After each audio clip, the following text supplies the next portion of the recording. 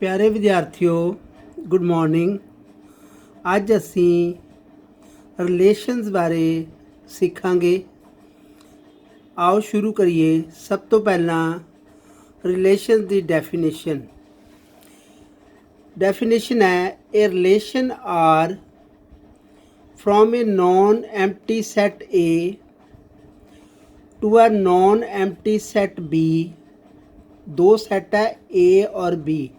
Relation की है a relation R from a non empty set A to a non empty set B is the subset of the Cartesian product A cross B. बच्चों जिस तरह असी पिछले lecture दे विच सानू set A दिता हुंदा सी, सैट बी सी और असी कार्टीजियन प्रोडक्ट कढ़दे सी ऑर्डर्ड पेयर बना बना के। शायद तुहानू याद होएगा जिस तरह सैट ए है और सैट बी है, आपां इहदा कार्टीजियन प्रोडक्ट करदे सी 1 1 1 2 1 3 1 4 इस तरह सारे नाल, फिर 2 दे नाल बल्कि कार्टीजियन प्रोडक्ट असी सीखिया सी। तो रिलेशन की है, relation is a subset of Cartesian product. वो जिहड़ा कार्टीजियन प्रोडक्ट है ਉਹਦੇ ਵਿੱਚੋਂ कुछ एलीमेंट लैके एक सैट बनाया जिहड़ा कि ਉਹਦਾ सबसैट होएगा। ये तो क्लीयर है क्योंकि थोड़े एलीमेंट लाए ਉਹਦੇ ਵਿੱਚੋਂ कुछ एलीमेंट लाए कार्टीजियन प्रोडक्ट ਦੇ ਵਿੱਚੋਂ ਤੇ ਉਹਦਾ सबसैट होएगा। तो वो एलीमेंट किद्दां है, कोई कंडीशन ते लैने हैं, कोई कंडीशन तुहानू दित्ती होएगी कि आ कंडीशन है। तो कार्टीजियन प्रोडक्ट दा सबसैट है relation. Relation is the subset of Cartesian product. पहला कार्टीजियन प्रोडक्ट जिद्दां तुसीं बनांदे आ ए क्रॉस बी असीं सिੱਖਿਆ पिछले लैक्चर दे विच। तो कार्टीजियन प्रोडक्ट दा सबसैट है relation. Relation is a subset of Cartesian product under some given condition. ਉਹ ਤੁਹਾਨੂੰ ਕੰਡੀਸ਼ਨ ਦਿੱਤੀ ਹੋਏਗੀ ਜਿਹਦੇ ਦੇ ਨਾਲ ਤੁਸੀਂ ਜਿਹੜਾ सबसैट ਬਣਾਉਣਾ ਹੈ, ਉਹਦੇ ਵਿੱਚੋਂ ਜਿਹੜੇ ਐਲੀਮੈਂਟ ਚੁਣਨੇ ਆ ਤੇ ਉਹ ਜਿਹੜਾ सबसैट ਬਣੇਗਾ दैट इज़ द रिलेशन। तो यही है कि अगर तुहाडे कोल दो सैट है ए और बी है, ठीक है, इहदा कार्टीजियन प्रोडक्ट असी सीखिया होया। तो relation is the subset of Cartesian product, subset under some given condition. तो relation R from a non empty है, नॉन एम्प्टी सैट है, ये एलीमेंट हैगे इस करके नॉन एम्प्टी है। आ भी नॉन एम्प्टी सैट है। A relation R from a non empty set A to a non empty set B is a subset of the Cartesian product A cross B. हुण इन्ना देखना तुसी, a relation R is a subset of Cartesian product A cross B. The subset is derived by describing a relationship between the first element and the second element. आ first element इधरों second element, कोई relation तुहानू दिता होएगा, condition तुहानू दिती होएगी, ठीक है जी। फिर अगे कह की रहा है, देखो the second element is called the image of the first element. जिहड़ा सैकेंड एलीमेंट है वो पहले एलीमेंट दा इमेज है, परछावां है, समझ गए। तो रिलेशन तुसी इस तरह जानना कि रिलेशन सबसैट है कार्टीजियन प्रोडक्ट दा। कार्टीजियन प्रोडक्ट दी असी एक्सरसाइज 2.1 कीती सी, ਉਹਦਾ सबसैट है तो कंडीशन तुहानू दित्ती होएगी। जिस तरह हुण साडे कोल सैट ए है, ਉਹਦੇ एलीमेंट्स हैगे आ 1 2 3 4 5 6। सैट बी है, ਉਹਦੇ एलीमेंट्स हैगे आ 1 2 3 4 5 6 8 9।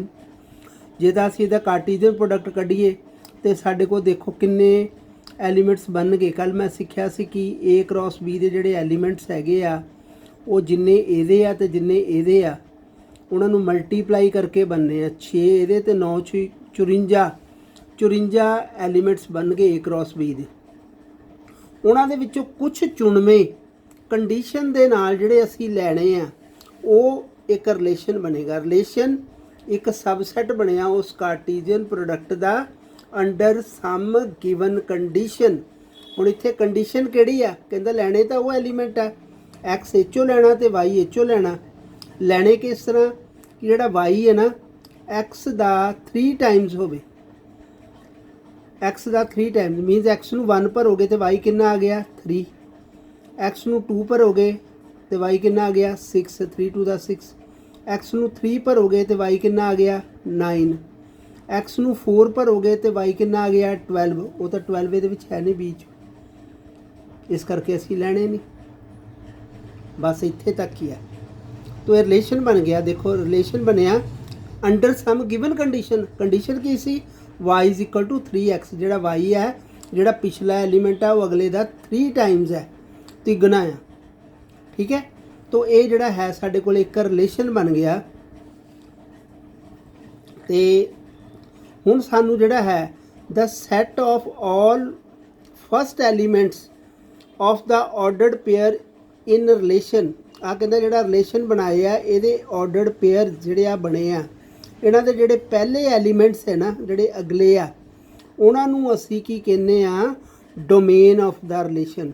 हुण डोमेन की है जोड़ा तुसीं रिलेशन बनाया उहदे जोड़े पहले एलीमेंट्स है ऑर्डर्ड पेयर दे जोड़े अगले एलीमेंट्स है वो डोमेन है मतलब कि आ जिहड़ी है 1 2 3 डोमेन है ठीक है। तो जोड़े पिछले एलीमेंट्स है आ जोड़े 3 6 9 ये रेंज है जोड़े पिछले एलीमेंट्स ऑर्डर्ड पेयर रिलेशन दे ऑर्डर्ड पेयर दे अगले एलीमेंट्स किहड़े आ वो डोमेन बन गई जोड़े पिछले एलीमेंट्स है वो रेंज बन गई मतलब कि जोड़े नंबर तुसी भरे ठीक है मशीन दे विच जिद्दां आपां कोई चीज़ पाई वो डोमेन हो गई पा के जोड़ा चीज़ प्रोडक्ट निकलिया वो रेंज हो गई वो की हो गई रेंज। हुण इहदी आ डोमेन हो गई क्योंकि 1 2 3 भरिया सी ते जिहड़ा प्रोडक्ट निकलिया वो की सी 3 6 9 भर के जिहड़े आंसर आए वो रेंज हो गई। ते कोड मेन जिहड़ा सैट बी पूरा ही वो कोड मेन है पूरा सैट बी जिहड़ा है वो कोड मेन है।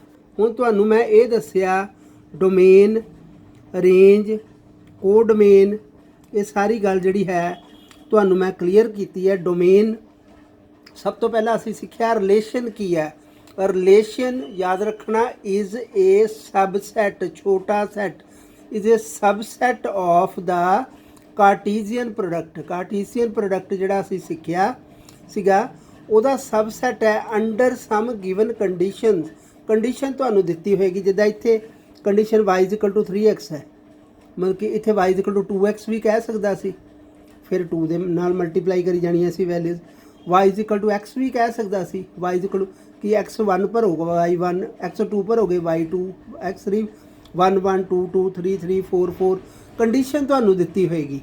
तो डोमेन की हुंदी है जिहड़ी रिलेशन बनया उहदे जिहड़े अगलियां जिहड़ियां वैल्यूज़ है अगले जिहड़े नंबर है रेंज जिहड़े पिछले है जिहड़े भर के आंसर आया वो रेंज हो गई। तो कोड मेन सारा ही सैट जिहड़ा इधरला बी जिहड़ा है वो कोड मेन है ठीक है। तो एक चीज़ देखोगे कि जिहड़ी रेंज है हुण इहदे विच रेंज की बनी 3 6 9 रेंज कोड मेन की है 1 2 3 4 5 6 7 8 9 जिहड़ी रेंज है कोड मेन दा सबसैट रेंज कोड मेन दा सबसैट हुंदा छोटा सैट है इक्वल भी आ सकदा ठीक है पर उस तो वड्डा नहीं होना ठीक है। तो range is a subset of code main. हुण तुहानूं ये पता लग गई कि डोमेन की हुंदी है रेंज की हुंदी है और कोड मेन की हुंदी है तुहानूं सारी इस गल नूं क्लीयर कीती है। आओ आपां अगली एग्जांपल करिए। सैट ए दिता है let set A be 1 2 3 4 5 6 define a relation R from A to A दोनों पासे ए ही है अगे इधर ए सी ते इधर बी सी दो सैट अलग अलग सी हुण इधर भी ए ते इधर भी ए फ्रॉम ए टू ए इधर मीनस इधर भी 1 2 3 4 5 6 इधर भी 1 2 3 5 4 5 6। तो रिलेशन की कंडीशन की दिती है इत्थे रिलेशन इदा बनाना है इदा नंबर है कि y is equal to x plus 1 हुण उत्थे y is equal to 3x दिता मैं दस्सिया अंडर सम गिवन कंडीशन तुहानूं दित्ती होएगी कि किदां दे आ किदां तुसीं नंबर कढना। तो y is equal to x plus 1 तो ये कंडीशन के नाल जिहड़ा है असीं रिलेशन बनावांगे। हुण जिद्दां एक्स नूं इत्थे 1 भरोगे वाई कितना आ जाऊगा 2, 1 + 1, 2 भरोगे एक्स ही भरना ना, वाई निकलना, 2 भरोगे तो 3 आ जाना, 3 भरोगे तो 4 आ जाना, 4 भरोगे तो वाई 5 आ जाना, 5 भरोगे तो कितना 6 आ जाना, 6 भरोगे तो 7 वो है नहीं, 7 आप 6 भर नहीं सकते क्योंकि 7 ए च है नहीं। तो फिर रिलेशन किदां देखो, 1 भरिया 2 आ गया, 1 2, 2 फिल किया 3 आ गया वाई, एक्स 3 फिल किया वाई 4 आ गया, एक्स 4 फिल किया वाई 5 आ गया, एक्स 5 फिल किया वाई 6 आ गया। तो ये एक रिलेशन बन गया इत्थों कंडीशन तो देख देख के, कंडीशन तुहानूं दित्ती होएगी। तो यदि डोमेन की है मैं दसिया, डोमेन जिहड़े आ रिलेशन दे अगले जिहड़े है नंबरस, तो डोमेन बनी 1 2 3 4 ते 5, एक सैट दे लिख देना आपां। रेंज की बनी 2 3 4 5 6, ते कोड मेन की है वो पूरा ही set from A to A, codomain. हुण आपां देखो फिगर बनी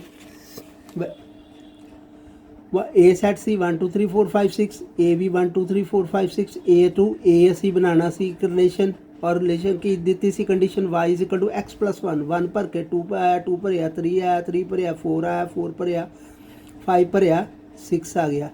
तो उन्होंने लिख दिता और रिलेशन बन गया, ऑर्डर पेयर लिखते। तो डोमेन जी अगलियां वैल्यूज जड़ियाँ भरियाँ, रेंज जोड़े आंसर आए, कोड मेन आ सारी। ठीक है जी, समझ आ गई। डोमेन, कोड मेन, रेंज और रिलेशन भी तुहानू पता लग गया। हुण अगली एग्जांपल, एक सैट ए है जिहदे एलीमेंट्स 1 तो लैके 14 तक आ, इधर इतने 6 ही ना, इधर 1 to 14, इधर भी 1 to 14, और कहता एक रिलेशन ऐसा है बनाना, तुसी कंडीशन की दी है 3x xy इस तरह पेयर बनाने हैं such that 3x - y is equal to 0, तो जे मैं y नूं इधर लै जां तो 3x is equal to y, कहने मतलब y is equal to 3x है, ये कंडीशन है। y is equal to 3 times x, जिद्दां पहला क्वेश्चन आपां कीता सी आ वाला, आ जिहड़े फस्ट जिहड़ी एग्जांपल कीती सी। हुण y is equal to 3x, ठीक है। हुण 1 भरोगे कितना आ जाऊगा 3, 2 भरोगे 6 क्योंकि 1 तो लैके 14 तक ही है, 2 भरोगे 6, 3 भरोगे 9, 4 भरोगे 4 3 12, 5 भरोगे 15, तो 15 तो है नहीं क्योंकि ए सैट दे विच एलीमेंट्स किने 1 to 14, तो सिर्फ ए कंडीशन के हिसाब नाल साडे कोल रिलेशन बन गया। रिलेशन का कैपिटल आर दे नाल आपां शो करते हैं, रिलेशन बन गया। 5 भरिया सी नहीं लेना, मैं कट दिता कि 5 नहीं भर सकते। तो डोमेन की बनी जड़ियाँ वैल्यूज असी भरियाँ, रेंज की बनी जड़े आंसर पिछले आए, कोड मेन जड़ा पूरा सैट साडे कोल जड़ा है, डोमेन जड़ियाँ वैल्यूज भरते हैं, ठीक है। रेंज जड़ा आंसर आया भर के, कोड मेन जड़ा पूरा पिछला सैट जड़ा है, ठीक है जी। हुण देखो मैं इन्हूं शो किया है फिगर दे नाल,